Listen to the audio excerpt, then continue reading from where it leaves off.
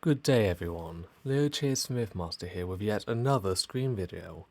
I am hoping to release this before Scream 7, and before my review of it, but may end up releasing it after either I watch the movie and before the review, or just after the review. Whatever the case, I have been on a bit of Scream high recently, because I absolutely love the franchise, and while the original will always be my favourite, I absolutely love Scream 4. And one of the reasons is because I think that it has the best cast of characters since the original. As well as having the original trio, all being perfectly in character, and quite a few good side characters, there are three characters introduced in Scream 4 that I want to talk about in particular, and they are Kirby, Jill, and Charlie. Full spoilers ahead for Scream 4, and probably all of the others apart from maybe Scream 7. Before I get into the characters, there's just a few things I want to mention about the movie as a whole. Scream 4 is in a very unique place, due to it having an 11-year time gap on either side of it, separating it from the other Scream movies. On top of this, the first three movies form a trilogy of their own, and the more recent movies have been mirroring this. Scream 5 takes a lot from the original, with a drawn-out opening phone call, and I mean that in the best way possible, a boyfriend who's the killer, and a Mocker House finale, and Scream 6 follows Scream 2, having the characters in college, and the killers including a parent of the boyfriend killer from the previous movie. I have no idea how much Scream 7 will follow Scream 3, but I think that there's a high chance that there will only be one killer in the movie. Also, I just want to say that I'm hoping to reach 650 subscribers before my birthday in May, so a subscribe, like, comment and hype would all be greatly appreciated. If you like Scream as much as I do, then please consider checking out my Scream playlist in which I've reviewed at least the first 6 movies, as well as ranking every Ghostface from said movies. Plus, I have a series of shorts which are either theories about Scream 7 or the previous Scream movies, as well as some amendments to comments I made in my reviews, and I've even turned the Scream characters into Marvel Snap cards. But that's enough of that, let's get on with the video.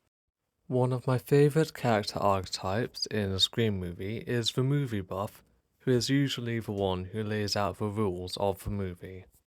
Scream 4 is the first to have 3 such characters, those being Kirby, Robbie, and Charlie. Well, you could say that Scream 2 does with Randy, Cece, and Mickey, but I don't think Cece really counts, no offense to her, and Mickey doesn't perfectly fit the bill either. Kirby is the first one of the new core characters that we meet, which places her almost in the protagonist role of the group, which is fitting, because she is the closest thing to a new final girl that this movie has to offer. She is the first one to get an on-screen Ghostface call outside of the opening scene, and appears consistently throughout the movie, as well as having the honour of being the only non-Ghostface to host the Act 3 party, as well as having a horror movie quiz that directly parallels the opening scene of Scream 1. Out of the 3 such quizzes that Ghostface gives in the franchise, Kirby is the most successful at answering, not being called out on any of her answers, other than when she answered a multiple choice question, when the answer of none of the above was not given as an option. Kirby is also shown to be a good friend to Jill and Olivia, hanging out with Jill when she can't leave the house, going to the police station with her, picking her up from her house, and taking her to her own house afterwards. Kirby has a great moment in her basement with Sydney when Charlie is outside, which is also a great moment for Sydney, as Sydney essentially acts as a mentor, drawing on her past experiences. Hoping that she's won the quiz, Kirby risks her life to go and free Charlie, only for it to be revealed that he was one of the killers, but I'll talk more about that later. She is presumed dead, but an Easter egg in Scream 5 shows she survived. At first I wasn't happy about this, but I changed my mind when she returned in Scream 6. One of the Scream franchise's strongest strengths is how its characters develop over time and feel consistent, and Kirby is basically no different. We never find out if she was actually fired from the FBI or not, but in the 10-year time gap she had between Scream 4 and Scream 6, that is, she had joined the FBI with a special interest in Ghostface attacks, because, as she says, I didn't want to spend my life being afraid of monsters. I wanted the monsters to be afraid of me. And on top of this, she retained her stab and general horror movie knowledge, being extremely knowledgeable about all of the past Ghostface killings, probably in part thanks to being part of the FBI, and she has a good moment with Mindy, the new film buff, in the Ghostface Shrine, which mirrors her moment with Sydney, in a way, with an older generation cast member having a close moment with their counterpart. And Kirby managed not only to survive, but gets the final kill on the pop-up Ghostface, using Stu's TV to finish off Ethan. I have no idea if she's slated to return in Scream 7, but I wouldn't mind if we never saw her again.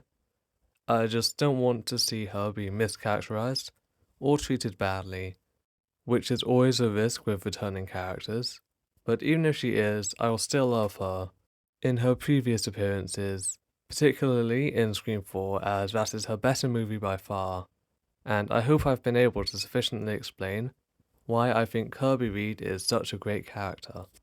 Jill is a character who demands a rewatch. Despite her being the supposed new main character, she barely gets any moments to herself and gets little development. This lack of focus can be missed on the first watch, or at least I missed it, but I have seen some people mistake it for bad writing, which I'll dispute. On the contrary, it makes her character a lot more interesting if you didn't figure out that she was going to be the killer the first time round.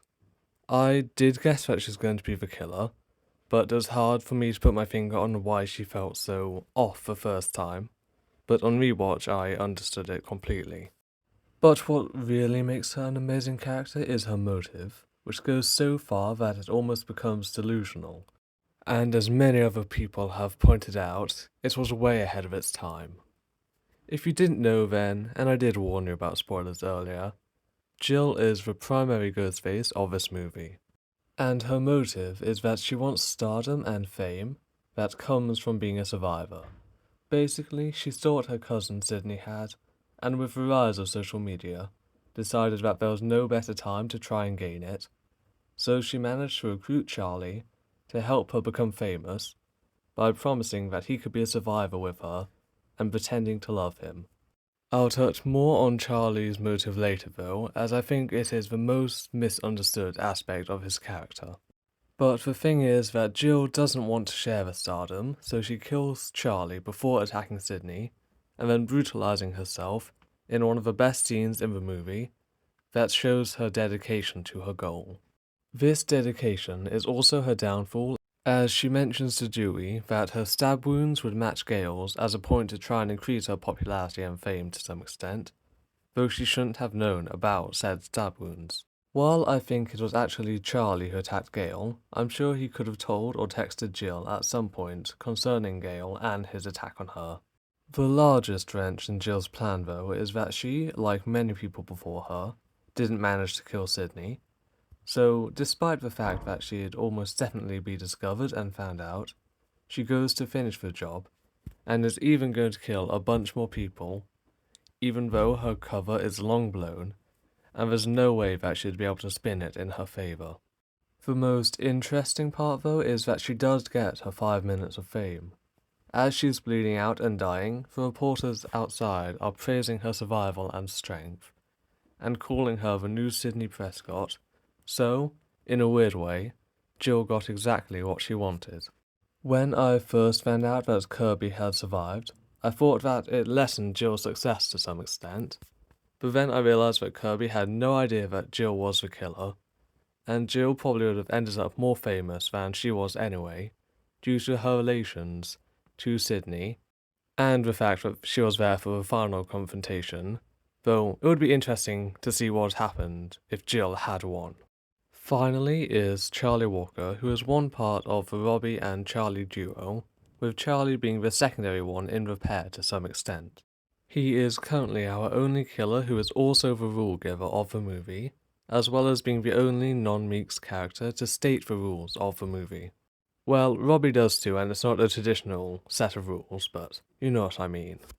Neither of them seem that fazed by all of the murders, due to being the resident stab experts and the heads of the movie club. But while Robbie acts as more of a comic relief, when someone asks the pair about the murders, it is usually Charlie who responds, and this is most prevalent in the movie club scene.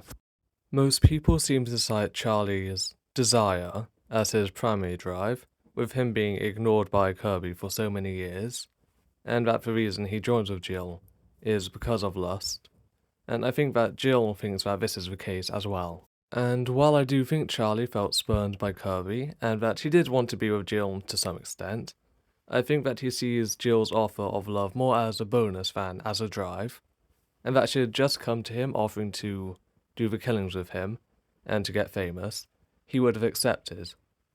This is because, to me, his primary motive is that he wants to make a movie, and I think that, if anything, he pitched this idea to Jill sometime in their planning phase, and that she accepted it, seeing it as a way to make him more loyal, as well as a way to increase her stardom.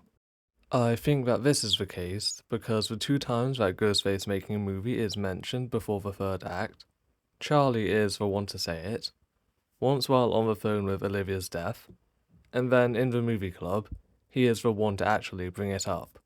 Plus, I think that it was him who planted all of the cameras at Stabathon. See my Scream 4 review video and short for more information on who I think killed who. There is one more thing that convinces me, and that is when Charlie and Kirby do get together at the end of the movie, he has a look on his face that suggests doubt. I'm not trying to defend him morally, as he was definitely a sadistic psychopath, but I think that he still had feelings for Kirby, and was willing to call off a killing spree to some extent, as he'd managed to make most of the movie already, and obviously liked Kirby more than Jill. But then she betrayed him by not letting him into her basement, showing that she didn't really trust him, and this is what I think put him back on the Ghostface train. The only other thing is that Kirby does survive her stabbing from him, and he's had no problems killing people before. Whether it was conscious, subconscious, or just an accident, he didn't manage to kill Kirby. Basically, I think that Charlie is the most underrated character in Scream 4. I think his primary motive was that he wanted to make a movie, and that he did have a massive crush on Kirby, but was willing to resort to Jill if Kirby wouldn't have him. I could be reading too much into him, but as Ghostfaces go, he makes it into my top 5, and the story between him and Kirby works really well. Sydney has no connection to Charlie, and Kirby never finds out that Jill was a Ghostface until after the movie ends. So having the second Ghostface, and second Final Girl stories and characters being connected in the way they are, is just one example of the great writing in Scream 4. Trevor was set up to be the Billy to Jill's Sydney, when in reality it's more like Charlie is the Billy to Kirby's Sydney. Scream is a franchise that I don't want to end because I feel that you can keep on making them for as long as you want. The quality may wax and wane, but this is something that you can always return to, and is a franchise where there isn't one central character. Unlike Halloween or Nightmare on Elm Street, the killer is a concept, a mask who can be worn by anyone, and any number of people. As much as I love Sydney and Gale, I don't want them going through any more. I hope that Sydney survives Scream 7 and that it can be a conclusion to her arc, which was done by the end of the original trilogy. She was great in Scream 4, but felt like a bit of an add-on in Scream 5, and wasn't even in Scream 6. Gale can return, but without Dewey, no ending for her other than death would feel satisfactory, no offense. I hope you enjoyed this video, and as I said before, a like, subscribe, and comment would all be greatly appreciated. I'm going to be seeing Scream 7 on opening night and will make a review video for it, plus I'm thinking of making a video where I go over who I think killed who in every Scream movie. Have a good day and ta-ta.